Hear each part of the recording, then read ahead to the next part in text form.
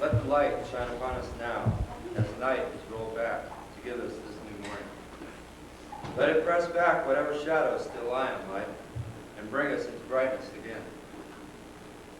Let it give us silence in our hearts, and speak from the heart of that silence to our needs. Let it sow the seeds of tall dreams in our heads. Let it help to till the soil that nourishes planted hope in a world that needs dreaming men who will labor until their dreams come true. Let it lift our fears, griefs, guilts, resentments, and anything else that can darken the day.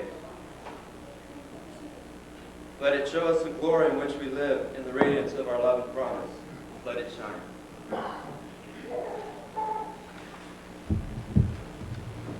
Please be seated.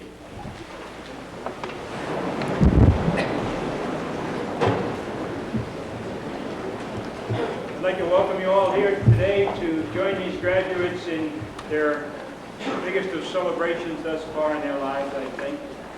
I want to compliment you all on your perseverance for having traveled to be here, having come from great distances. I see the Prescott family here from 15,000 miles away in Delhi, India. I don't think you can get further away than that, so we'll give you the record on that.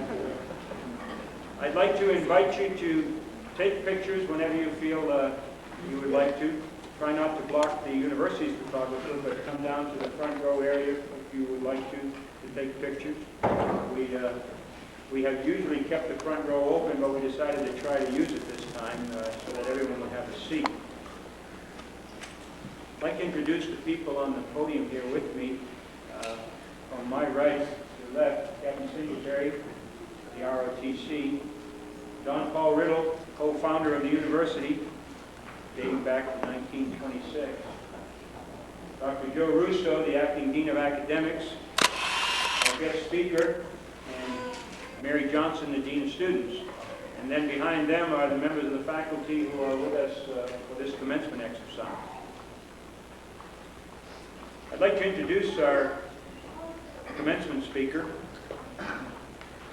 the gentleman who retired from the United States Air Force, command pilot in the Air Force with over 7,000 flight hours, fighter pilot.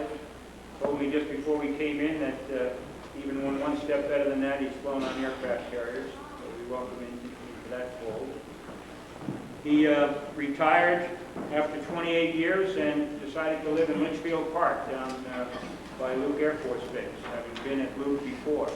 Since that time, he's been 4 times elected to the state legislature and has during that time been a proponent of aviation and a stalwart of private pilots and their needs, rights, and benefit to the state. He flew in this morning in his own aircraft from Litchfield Park. I hope you'll welcome me in welcoming Representative Bob Denny.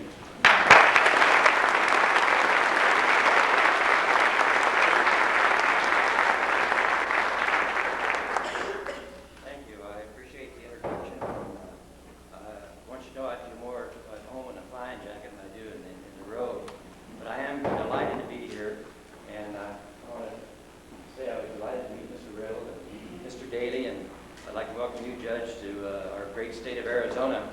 It's not often that I would get up early in the morning, give up a golf game on Saturday, and jump in my own airplane, which I love to do, and fly up to the delightful Prescott. But in this case, I really am delighted to be here for several reasons. Number one, I enjoy talking to young people. Number two, I enjoy talking about the flying business. Number three, General Tallman's an old friend of mine, and I just couldn't resist the opportunity to come up and talk to the school. I'd like to tell you a little story before I get into my prepared talk, and it deals with a young gentleman. When he was growing up, he had a very difficult time finding a girlfriend that his mother, I'm married, his mother would accept.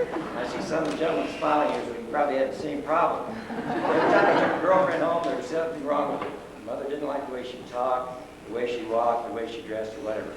Finally, one day, he met the ideal girl. She looked exactly like his mother. She talked like his mother. She even walked like his mother. He couldn't wait. He took her home his dad didn't like it. You know, in the flying business, if I can go back a few years when I was a young fighter pilot, you know, there's no such thing as an ex-fighter pilot. Once a fighter pilot, always a fighter pilot. When I was a young fighter pilot, we'd get around the bar or the social gatherings. The talk was always about flying, and I'm sure that you were flying and doing the same thing and will continue to do the same thing. And the question used to be, the wife would say, honey, who do you love the most, your airplane or me? Now, I'm not going to tell you what the answer was, but the divorce rate got so high that I understand the wives are no longer asking that question.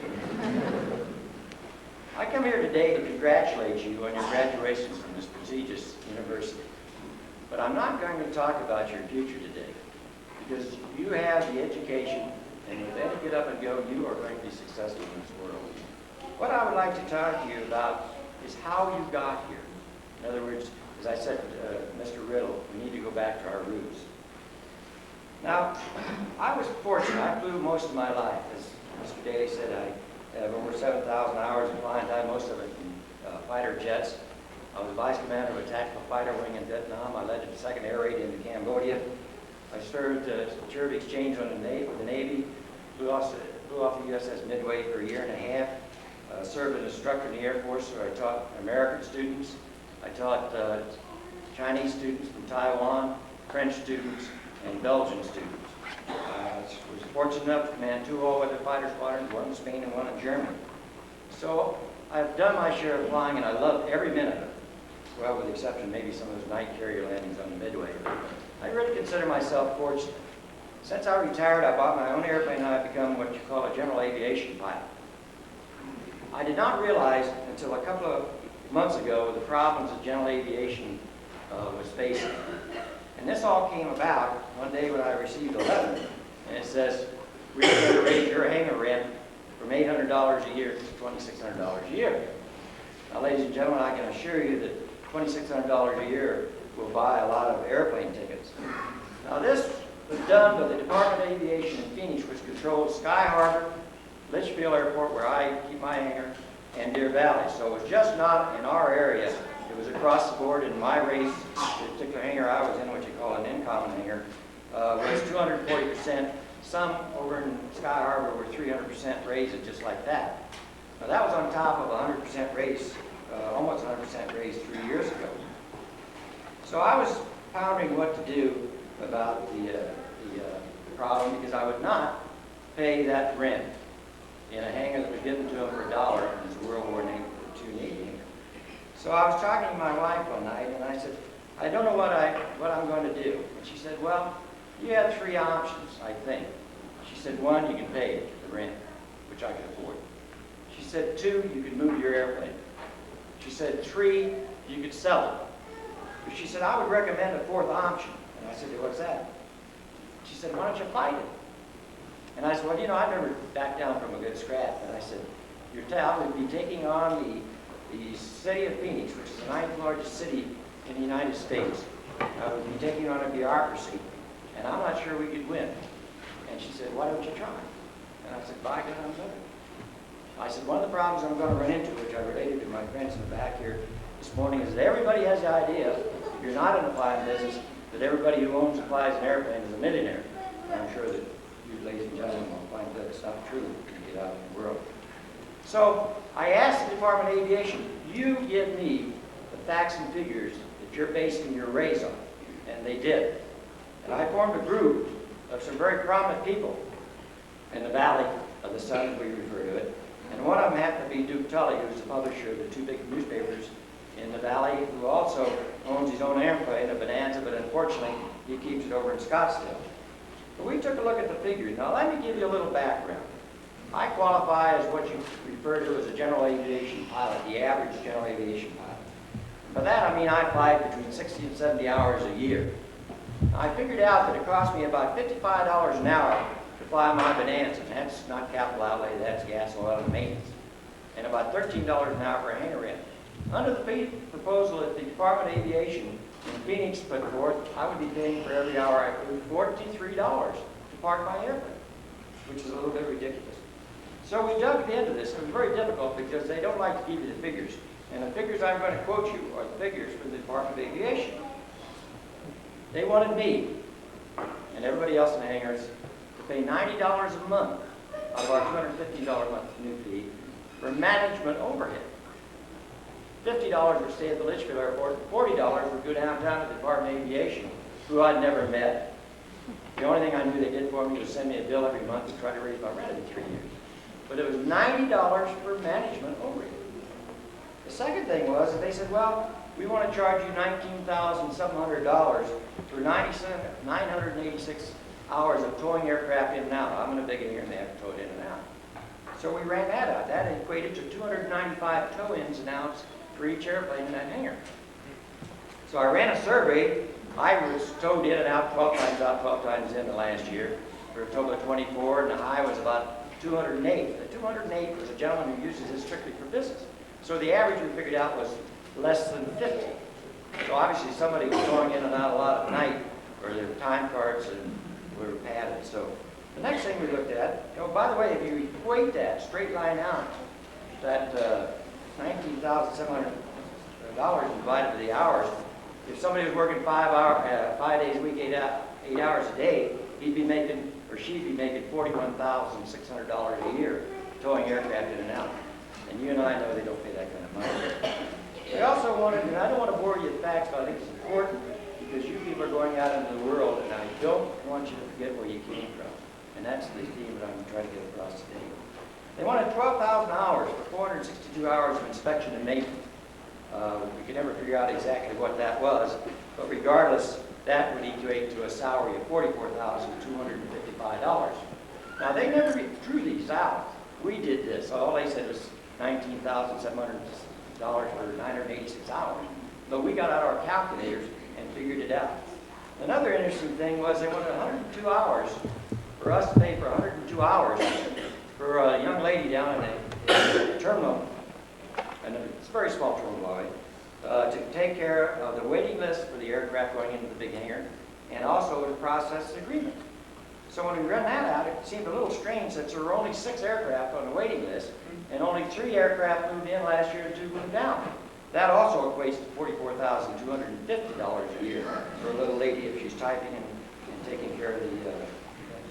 The last thing we found out was that the state, through our license fees, general aviation license fees, and corporate aircraft license fees, put in about $1.7 million into the state fund, which is handled by the Department of Transportation under a state aviation agency.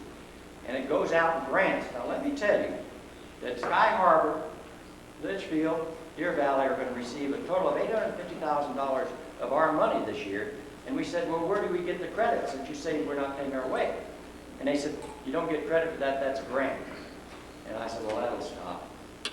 The big bone of contention was that although Sky Harbor made $9.3 million last year, the general aviation was not paying its way to the tune of $244,000, which they could not prove. Anyhow, we had a meeting, and we invited the number 2 guy from the Department of Aviation, and we had the president of the Arizona Pilot Association, Homer Lane, who's on Cool TV, the state people in, chairman of the House Transportation Board Committee, and myself. And we went over the figures with this gentleman. We said, we suggest you don't go to public hearings with it because you're going to be embarrassed. Guess what we got? A deaf ear. They went to public hearings, and they were embarrassed. They couldn't answer the questions. So I told the group, I said, what you need to do, my group, you've already referred to the prominent aviation, you need to keep the pressure on. Anybody you know, have them call the city council or the advisory panel. Then I fired my first shot. I prepared a letter and went over to the Department of Transportation and says, don't give out the $850,000 until this thing is settled. And in the future, you will not give any grants to any airport in this state that is not to enhance the future of general aviation. And incidentally, I had it signed by the most powerful political figure in the state of Arizona by the name of Burton Barr. It zipped over to the Department of Transportation. There was a little meeting downtown. I wrote a 2.5-page letter to the vice mayor outlining in more detail of what I told you about the problem, and suggested that they should reconsider their tremendous fee increase, or they were going to run general aviation as we know it today out of the bat. I received a call from the head of the, about 2 weeks, 2 weeks ago today, or 2 weeks ago yesterday, I received a call from the head of the Department of Aviation, a gentleman I had never met, didn't know about him just through this, and it was Buddy, hey Bob, this is Dutch. The Vice Mayor asked me to touch base with you and tell you we have not forgotten your letter, we're working on it, and don't worry about it, nothing's going to happen on this fee increase last first year. I said, my good friend, we're in no mood to wait till the first year. We're going to settle this thing right now.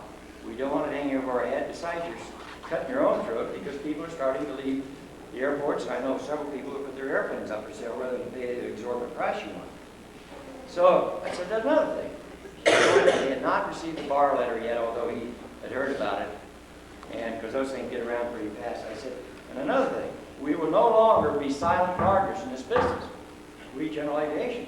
From now on, when you're preparing any of these proposals, you better discuss it with us first, or you're going to find yourself in a war again. So after talking a little while, I finally said to him, I'll tell you what I'll do.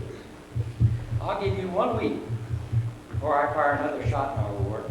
And I said, I don't want a confrontation with you, but it doesn't bother me. There's no way I can get hurt. All you can do is raise my rent. But somebody else might get hurt in this battle. So I said, I will give you a week to withdraw your proposal.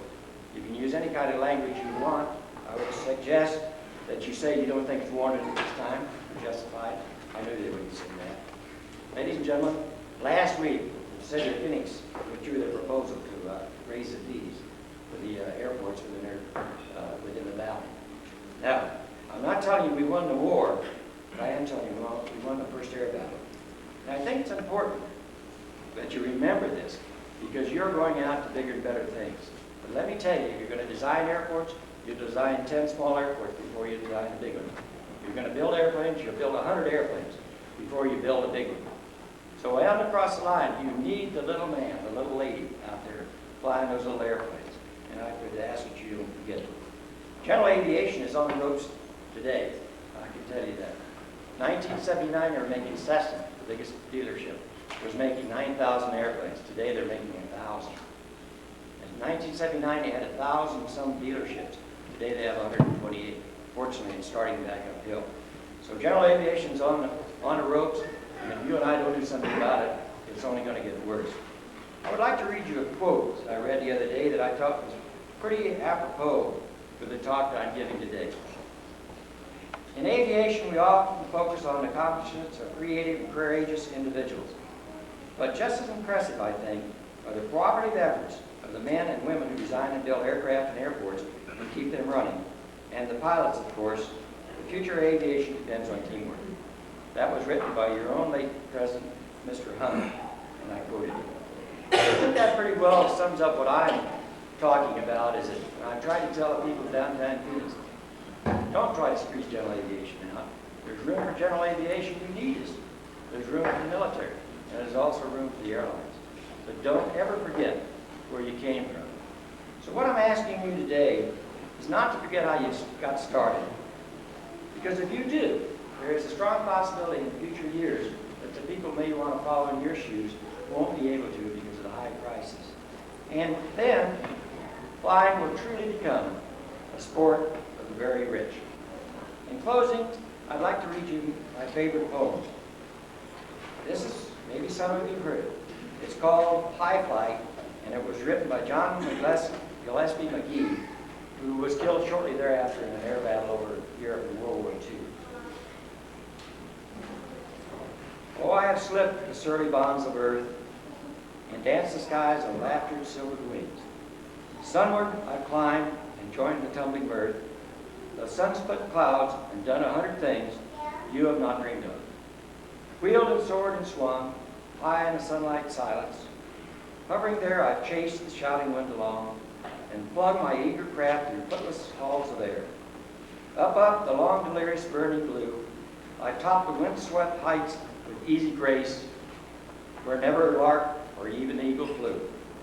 And while with silent, lifting mind, I trod the high, unpressed sanctity of space and put out my hand and touched the face of God.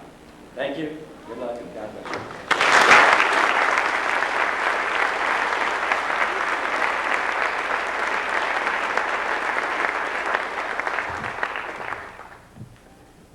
We always have commencement exercise. The one that you've just heard from, and then the class themselves choose their own spokesman. So I'd like to take this time to introduce the class speaker, Ms. Suzanne Curtis.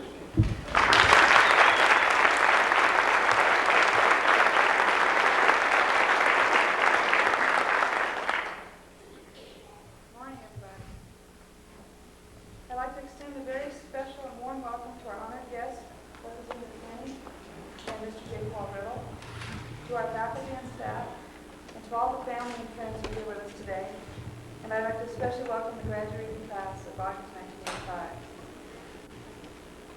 I know we've all traveled a long distance to be here. The Trika family, I guess, has topped everybody. My family traveled a long ways, and I would just like to take this time to let you all know how much we really appreciate the fact that you're here with us. The love and support that you've given us throughout the years can never be fully repaid, but it's a debt that we gladly bear. You've encouraged us to seek new challenges, to be our best, and you always knew we could do it, even when we wanted to give up. You've been our best supporters, our toughest critics, our lifeline, and I'm not just talking about mine. At the risk of being repetitive, I know the chancellor asked all the families to stand up later in the service or in the commencement ceremonies, but I'd really like all of our families to stand up right now and give them a warm welcome and just express to them how much we really feel for their support and their love over the years. Please stand up.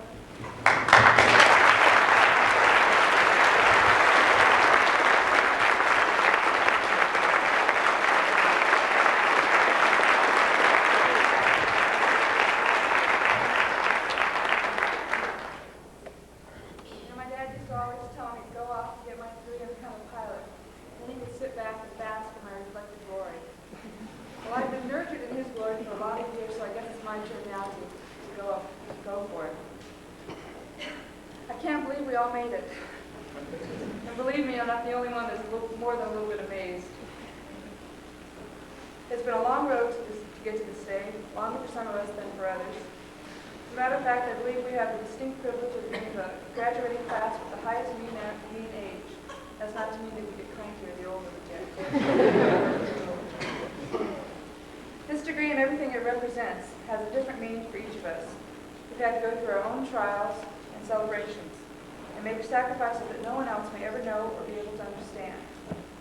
While this is such a great personal accomplishment, it is also something that we have learned together, that we have earned together.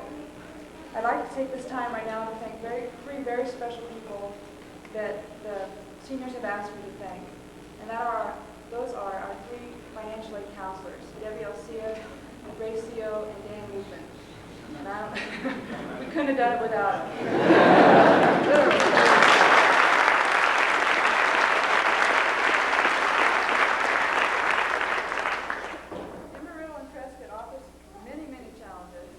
Opportunities for its students, not the least being Prescott itself. The fact that we've made it this far says a lot about our abilities to adapt and survive in extreme conditions. We all remember the first day that we arrived in town. I'm not sure how to describe that certain feeling I got in the pit of my stomach when I was told that Whiskey Row was the greatest thing in town. Of course, at the time, I was being cornered by a drunk cowboy with these funny little bulges in his cheeks. He was absolutely enraptured in his disgustingly vivid story about how to castrate a cow in the middle of the range. Meanwhile, he was spitting something on either side of me, and my shoes were stuck to the floor at the Palace Bar. I couldn't leave. Just trying to figure out how to get out of here and get back to the real world. Can I come home now, Mom? I'm actually going to miss Prescott, though. There are a lot of parts that I'm sure I'll never think about, but there are a lot of good times here. I miss the people, the interesting scenery, all the interesting wildlife we have here. All those stuff in the lizards. The campus itself offers some unique opportunities because of its size. I'll never regret missing out on the big campus scene. Although being the only female graduating, that's easy for me to say. You guys feel the same way. I brought along a little bag of memories. Mom, would you please stand up? Just kidding. I can say that because my mother happens to be the most wonderful person in the world. I do have a little bag of memories, though. These are just a few little things that kind of symbolize our time here.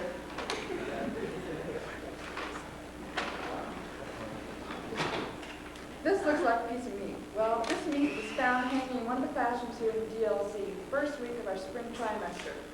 Rumor has it that the university was waiting until all the tuition checks cleared to turn the heat on. So there's no joke that you can hang meat in here. That's what happened. We also had a lot of fun. We all endured the Great Flood of '83. We had no water for a week. The whole campus was dry. You really got to know your neighbors. You got to know what they looked like after having a shower for 3 days. Really friends. If you tried to go to the library, this is the sign that you found on the library door. I'm glad everyone kept a good sense of humor about the whole thing. Library closed. You didn't get too far to go out of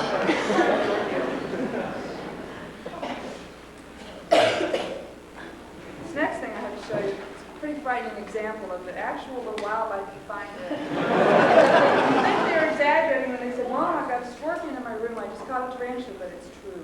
These things live all over campus. And this last thing, I'd just like to ask a question. Does anybody know what this is? Is this ringworm? It seems to me that every pair of jeans in Prescott, Arizona has this own little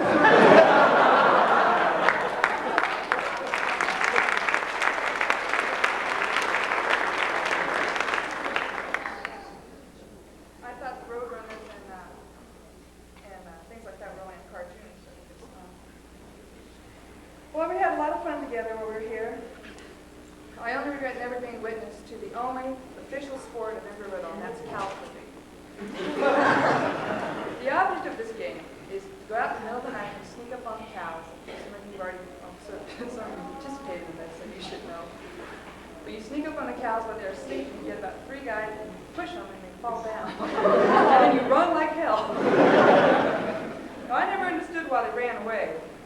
In the first place, I don't know why you would want to get that close to a cow anyway to push it, but they run away and the cow's so stupid you wouldn't wake up. By the time you realized what was going on, you'd be back asleep. So I don't know what the object was. I guess just for exciting.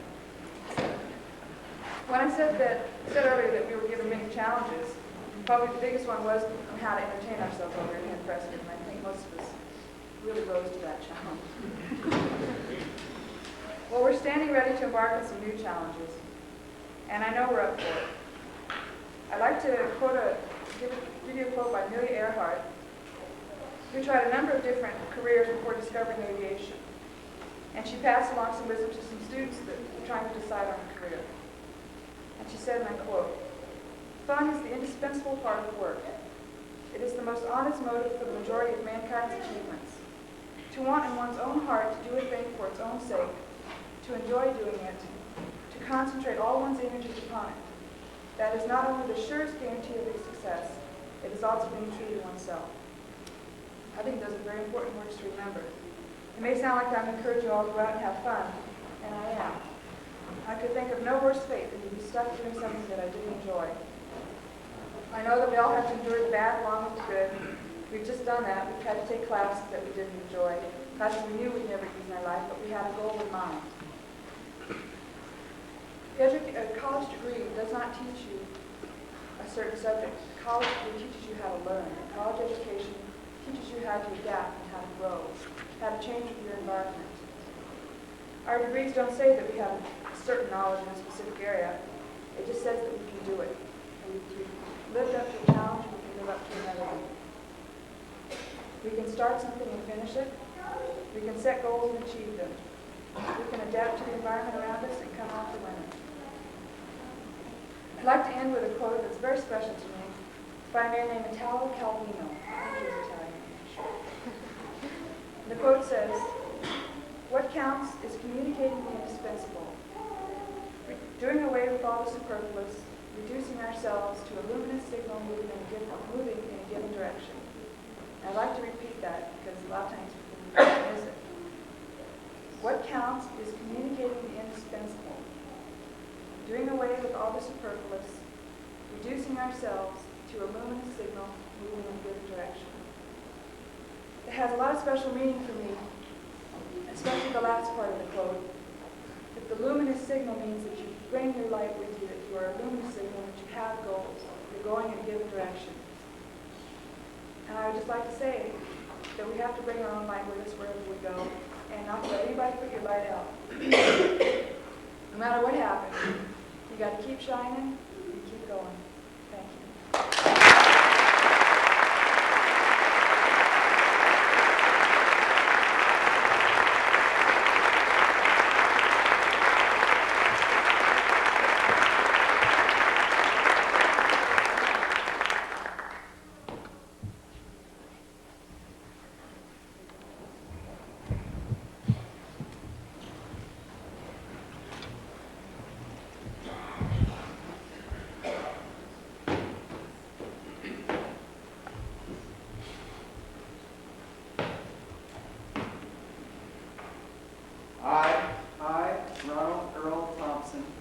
Having been appointed a second lieutenant in the United States Air Force, do solemnly affirm that I will protect and defend the Constitution of the United States against all enemies, foreign and domestic, against all enemies, foreign and domestic, that I will bear true faith that I will bear true faith and allegiance and allegiance to the same, to the same, that I take this obligation freely that I take this obligation freely without purpose of evasion without purpose of evasion or mental reservation, or mental reservation, and that I will well and that I will well and faithfully and faithfully discharge the duties discharge the duties of the office upon which I am about to enter, of the office upon which I am about to enter, so help me God. so help me God. Congratulations, Lieutenant.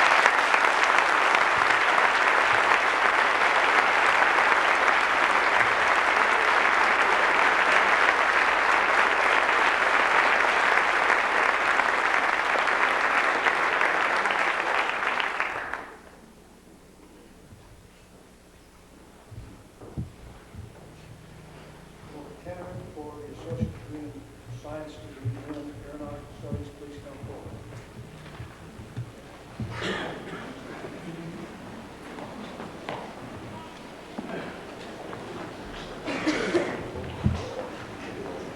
Scott Clifford Reed.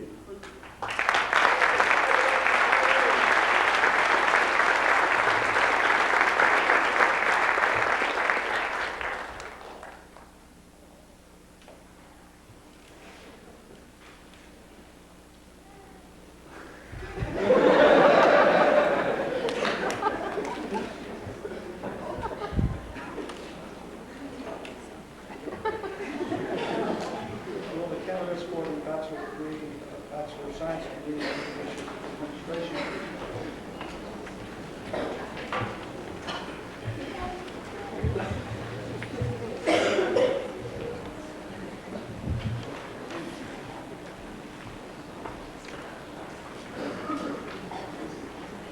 Suzanne Curtis.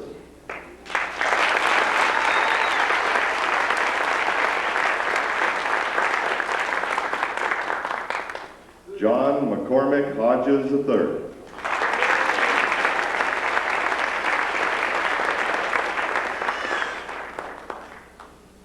Brandon Reed Hubbley.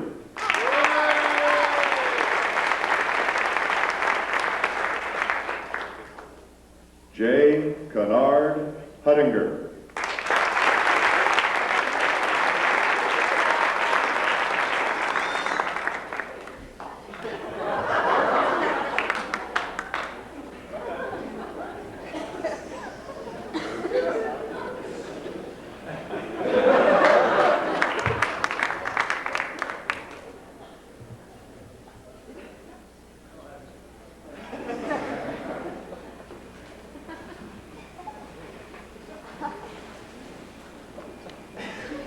will the candidates for the Bachelor of Science degree in Aviation Management, please come forward.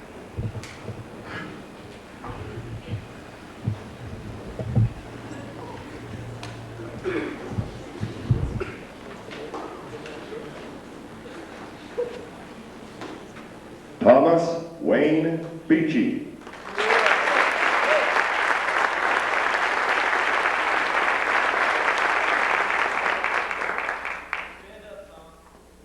Robert Kevin O'Rourke.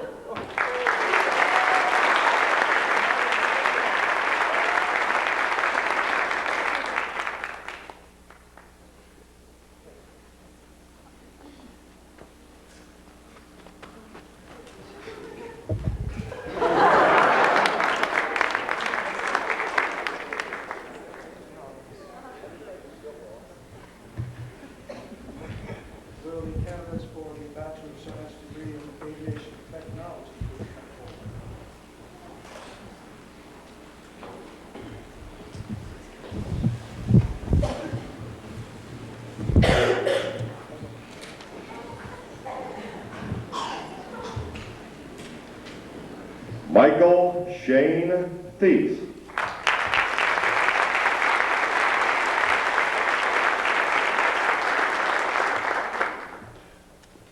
Lawrence Edward Turner.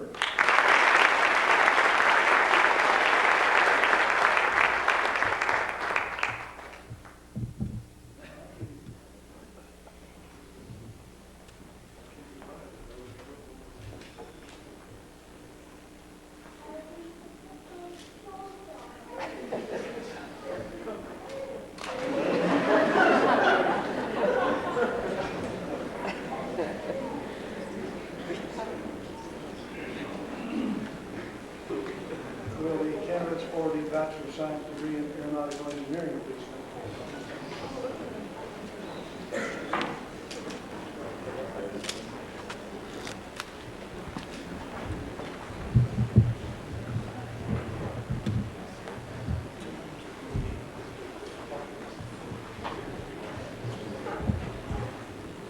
Stephen Bartlett Dias.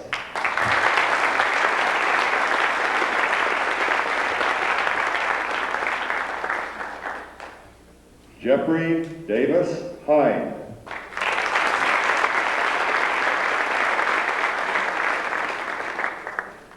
Rohit Trickout.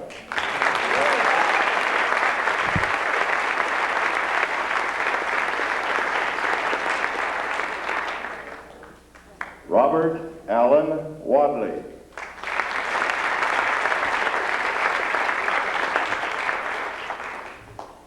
Thomas Edward Yost.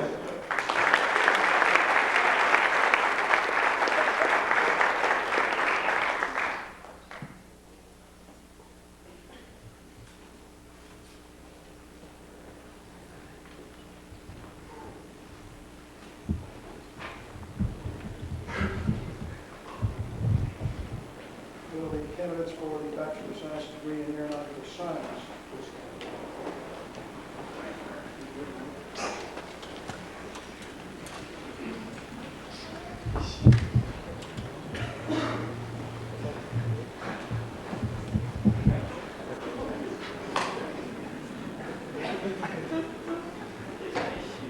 Graduating magna cum laude in aeronautical science, and also graduating magna cum laude in his second degree program, professional aeronautics, Mark D. Batchelor.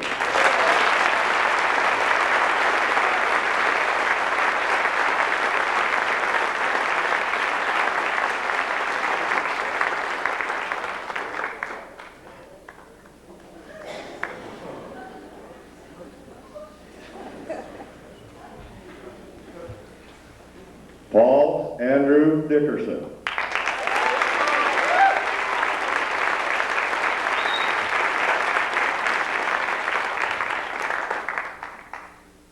Thomas Richard Otonen.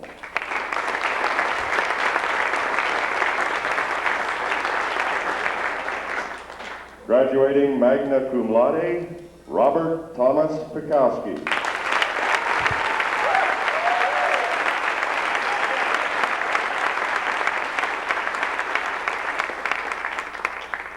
Paul William Swakowski.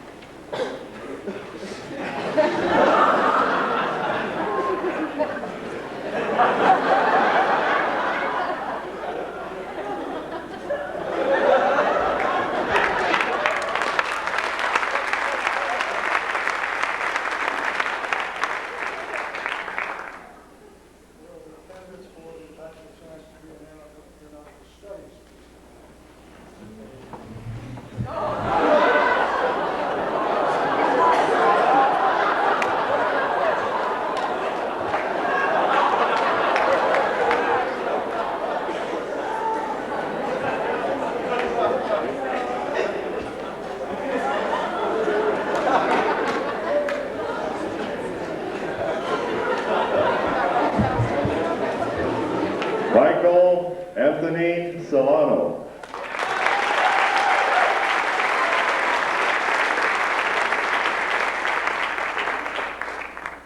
Robert Joseph Fatone, Jr.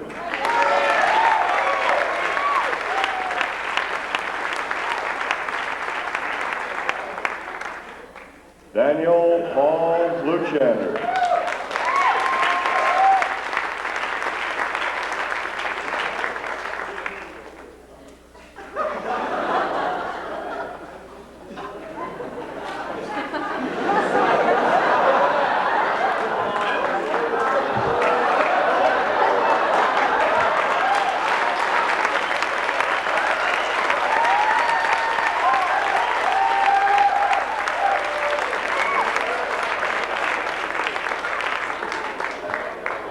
Craig Arnold Peterson.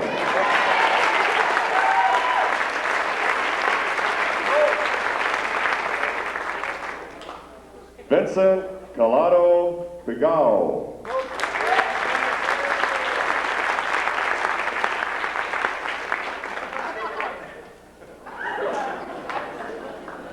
Lieutenant Ronald Earl Thompson.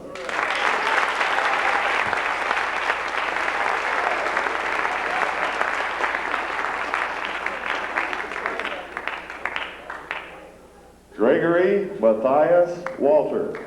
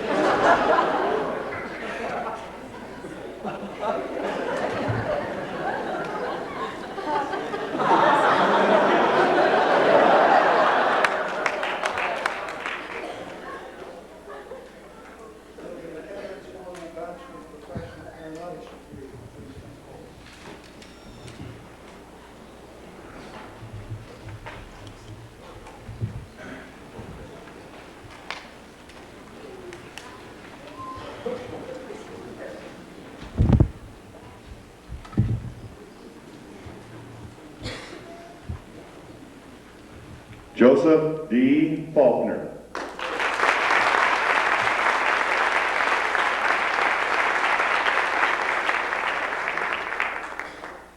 Vincent O.S. Eiffel.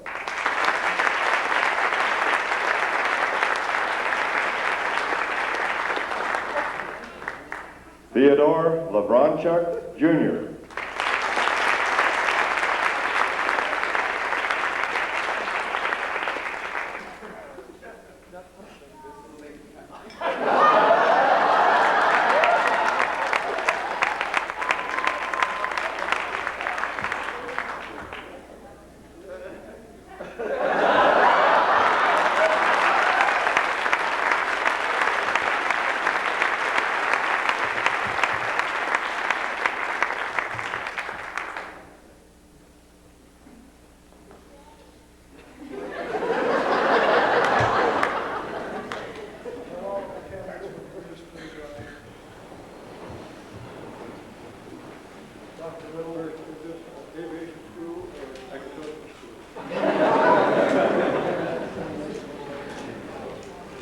Dr. Little, upon the recommendation of the faculty of the university, it is my honor and privilege to present you with candidates for graduation.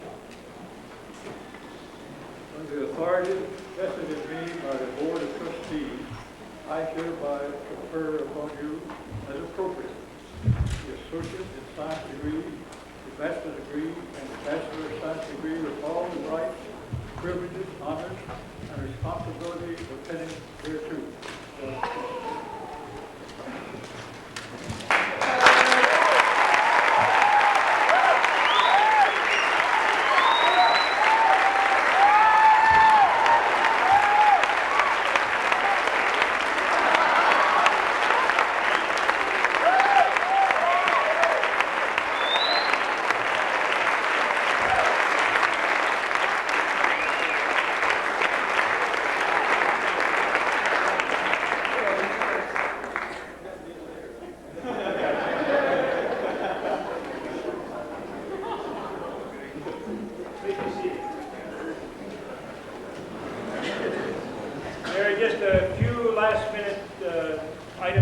cover before we'll adjourn down to the reception area.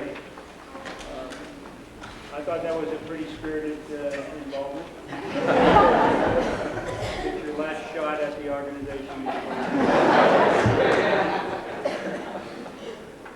There is a special award which is given at each commencement exercise, and the decision made relative to that award, which is called it's called the Chancellor's Award now. Up till today, it was called the Provost Award. But that decision is made by the Dean of Academics and the Dean of Students in conjunction, based on their knowledge of the students' performance throughout the entire time they've been here. And the award is presented for outstanding academic achievement and campus involvement. And it's my pleasure to make the Chancellor's Award at this commencement exercise to Robert T. Prescott.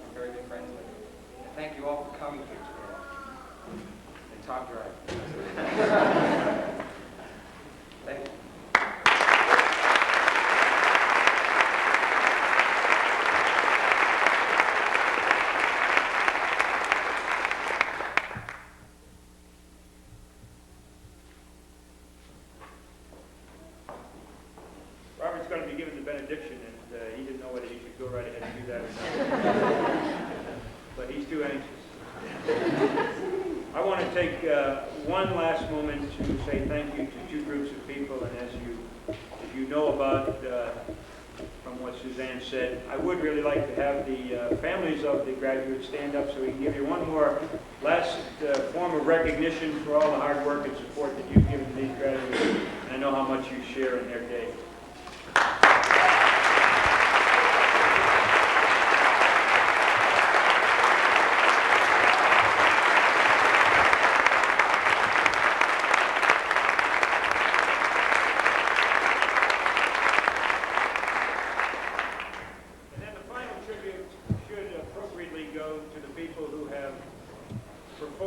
Hard task in this educational process, where the rubber meets the road in the classroom itself, where you gut your guidance and direction and upon whom you're hoping to base much of your future.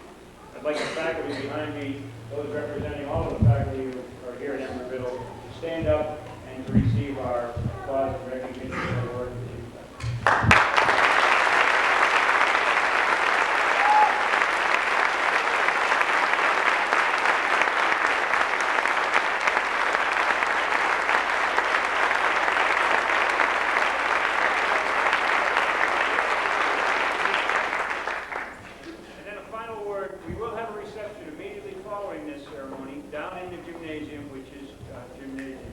Cafeteria, just to your left as you walk out of here, the first big building that you come to. Really invite you all to come. Take the opportunity to meet the guest speaker, to meet Paul Riddle, and to share some time.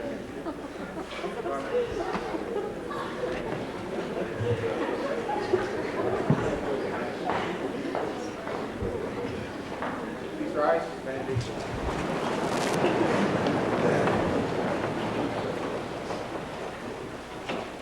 Our Father, we humbly bow our heads at this, the close of our formal education. We thank you for the blessings of health and integrity which are necessary to attain our graduation. Father, teach us virtue, knowledge, temperance, patience, charity, and humility. Above all, teach us kindness, which is the language that the deaf can hear and the dumb can understand. Help us turn our hearts from hatred, for it is a luxury we cannot afford. Today is a goal of tomorrow and a dream of yesterday. We pray for guidance over the obstacles placed before us. Let our hearts not be set upon material possessions, but upon things which bring everlasting happiness.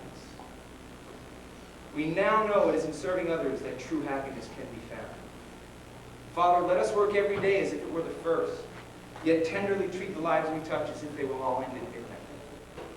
We ask that we may know the meaning of peace as we journey quietly on our pathway to forever. Amen.